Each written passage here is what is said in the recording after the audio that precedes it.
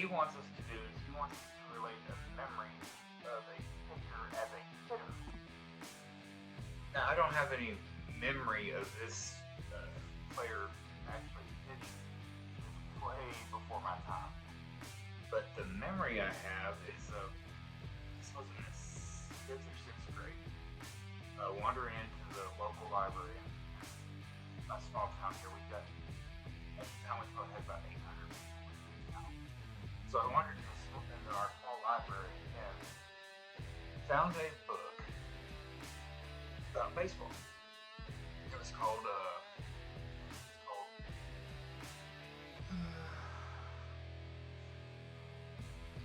Baseball, Baseball When the Grass Was Real.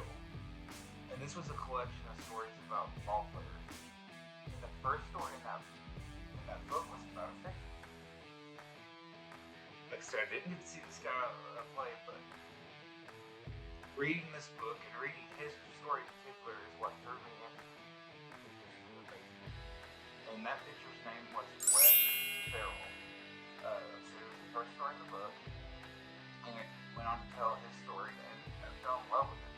I did some more research on him later in life, of course, because I'm pretty young. But I did reread that book, or that passage of that book, section of that book, several times over. I even still have the book. I don't remember returning it back. It's pretty irresponsible. But anyway, let me go into some of the details of Wes Ferrell.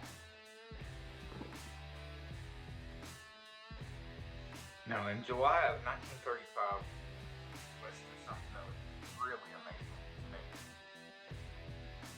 He had back-to-back games with the Red Sox, where he ended the game with a walk-off home run.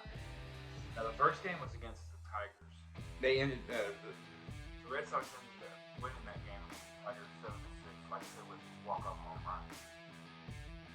Now, the day before that, his home run ended the game with a 2-1 victory against the Browns. So back-to-back games, he ended the game with a walk-off home run. That's pretty cool. He was also known as an extreme hothead. He was suspended several times without pay for non-compliance with standards and switches. On one occasion, Ferrell refused to be pulled from a game by his manager, and as a result, was suspended for 10 days without pay. He was not only was he refusing sometimes to leave the mound, sometimes he got fined for not showing up at all. He said he was fined and suspended several times for refusing to leave the game or for leaving it without permission. After being driven from the mound in one game, he punched himself in the face and began slamming his head into the wall. He had to be restrained by his teammates to stop him from hurting himself. It sounded like this guy was either passionate or he had some mental issues. He was a dang good pitcher and really good hitter. After he finished playing ball, he retired from baseball. He remained involved in sports as a coach and scout. He passed away on December 9, 1976. He was in 1984. He was inducted to the North Carolina Sports Hall of Fame.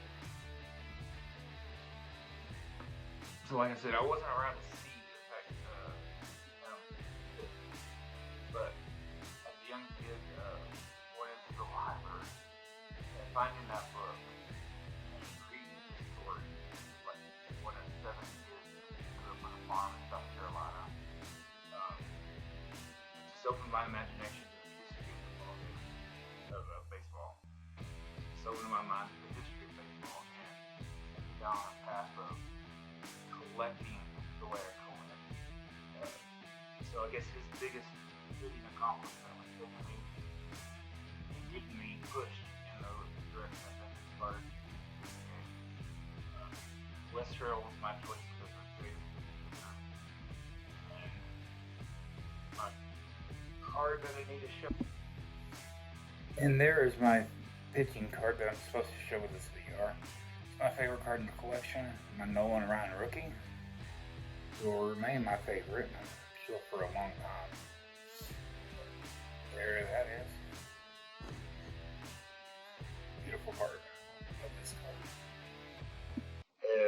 If it wasn't for that book, Baseball When the Grass Was Real, I might not have gotten into the history of baseball. As a young kid, I searched for more books in our small town of the history of baseball. And it led me down a path of the way I collect. So I appreciate that, and it holds a special place in my heart. I would really love to get the 1961 Fleer card of Wes Farrell to go along with that. Kind of an homage, I guess. But anyway, that's my VR. And congratulations, Hodges, for getting 200 subscribers. It's a great mark. Keep going. You make some great content. I enjoy watching your channel. And anyway, over here we do it for the love of the cards. And if you watch the Hodges 1455 channel, you know that he does to take care of everybody. And if you haven't already, go over and sub up at Hodges 1455. See you on the next one, guys.